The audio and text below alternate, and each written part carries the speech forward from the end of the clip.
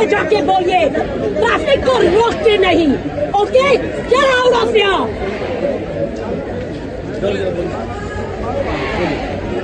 Did you not understand? Did you not understand? अरे जाइए।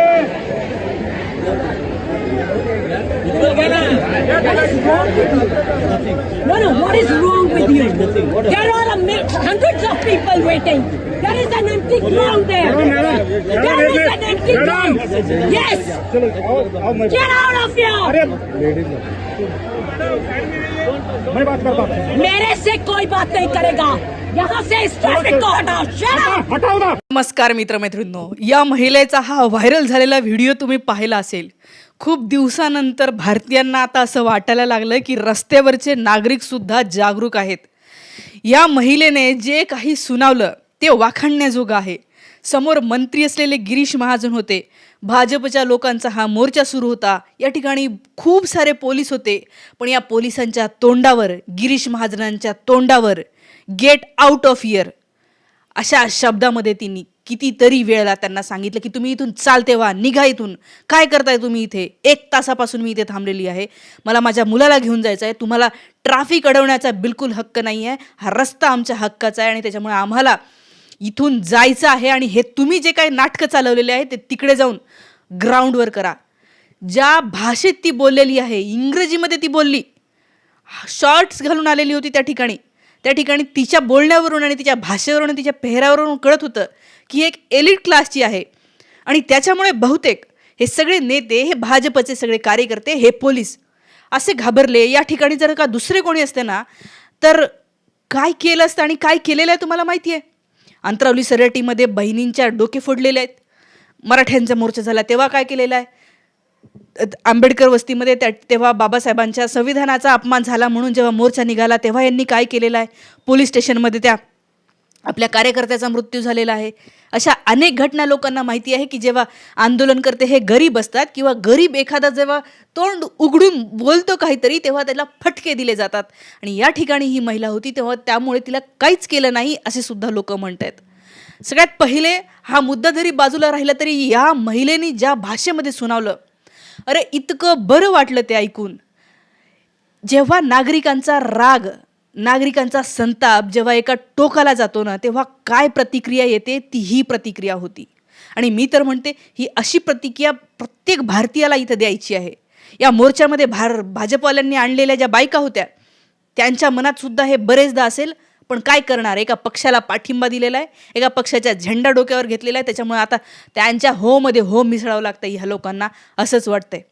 काय किस्सा होता समजून सांगते. मुंबईमध्ये काल भाजपने त्याच महिला आरक्षणावरून आंदोलन छेडलेलं होतं.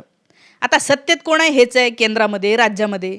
मोर्चा कशासाठी काढायचा असतो? मोर्चा काढायचा असतो तो म्हणजे सरकारला काहीतरी मागणी करण्यासाठी. सरकारच्या विरोधात असतो कोणताही मोर्चा काय तुमच्या शेजारच्यांच्या विरोधात किंवा विरोधी पक्षांच्या विरोधात, ज्यांच्याकडे सत्ता नाही आहे, ज्यांच्याकडे ताकद नाही आहे, काही जे काहीच ठरवू शकत नाही त्यांच्या विरोधात मोर्चा नसतो काढायचा. पण ह्या भाजपच्या लोकांनी काल मुंबईमध्ये मोर्चा काढला. बॅनर घेऊन आल्या होत्या बायका. आता हे व्हिडिओमध्ये जे तुम्हाला दिसतंय, राहुल गांधीच्या विरोधात नारे होते, वेगवेगळ्या लोकांच्या विरोधात नारे होते. ठीक आहे, ते देऊ शकतात राहुल गांधीच्या विरोधात नारे, पण हे सत्ता तुमची आहे, सरकार तुमचं आहे आणि खोट्या गोष्टीवरून तुम्ही रस्त्यावर येता. तुम्ही कधी बदलापूरसाठी रस्त्यावर नाही आले, तुम्ही कधी शेतकऱ्यांसाठी रस्त्यावर नाही आले, तुम्ही कधी वेगवेगळ्या प्रकारच्या आंदोलनाला पाठिंबा दिला नाही.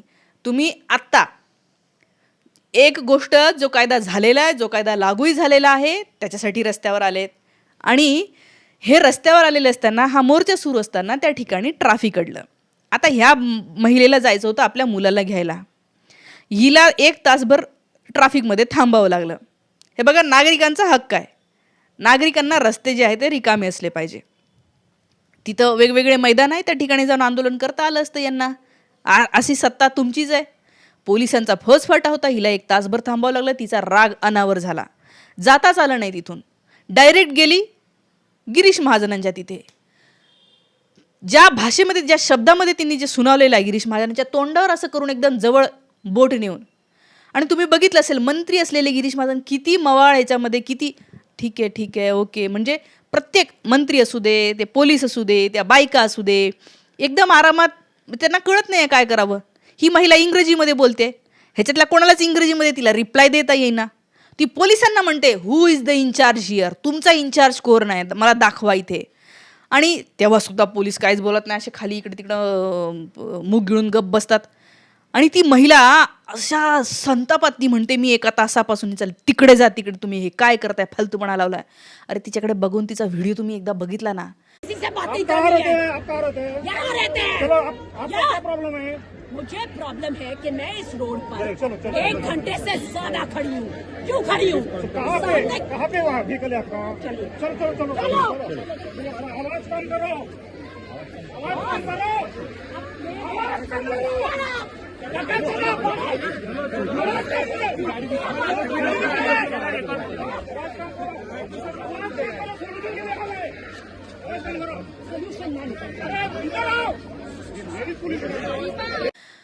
तुम्हाला असं वाटेल की यार हे आहेत जागरूक नागरिक.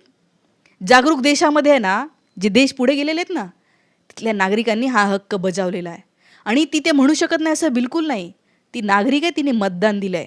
आणि हे जे गिरीश महाजन आहे ना, ते लोकसेवक आहे. हे आपले सेवक आहेत. ते पगारावरती तर ठेवलेत आपण. त्यांना 5च वर्षासाठी निवडून दिलं. परमनंट नाही आहे नोकरी त्यांची. कामं नाही केले तर आपण खाली खेचू शकतो. पण आता काय त्या EVMमुळे सगळं हे झालेलं आहे, प्रॉब्लेम येतोय.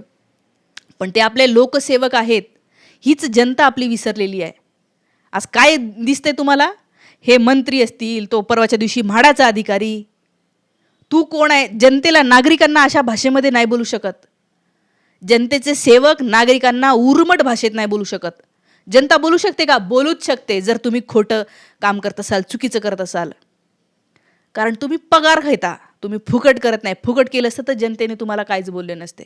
पण तुम्ही जनतेवर कधी ओरडू शकता? जर ती जनता जर का इल्लिगल गोष्टी करत असेल, चुकीची गोष्टी करत असेल, क्राईम करत असेल, तरच जनतेवर कुठलेही त्याच्यासाठी व्यवस्था आहे, पोलीस व्यवस्था आहे, न्याय व्यवस्था आहे आणि रीतसर शिक्षा आहे.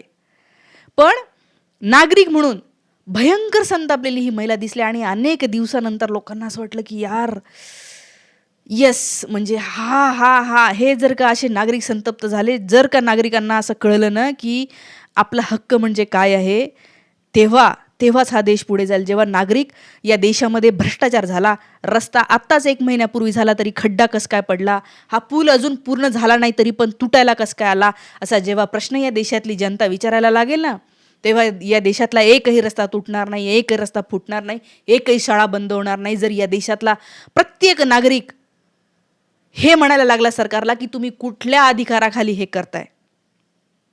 या महिलेकडे पाहून मला तर हेच वाटलं. अनेकांनी तशा प्रतिक्रिया व्यक्त केलेल्या आहेत की नागरिक म्हणून आपलं कर्तव्य आहे आपले हक्क या शासन व्यवस्थेमध्ये बसलेल्या लोकांकडे मागणं. एकदा हा व्हिडिओ तुम्ही पाहिला असेल, याच्याबद्दलच्या तुमच्या प्रतिक्रिया कमेंट करून मला नक्की सांगा. थांबते. धन्यवाद.